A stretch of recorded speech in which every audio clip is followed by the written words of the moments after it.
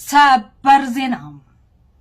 ጀግናው የትግራይ ሰራዊት የመጠነ ሰፊ ጥቃት በሁሉም ግንባሮች አካሂዷል።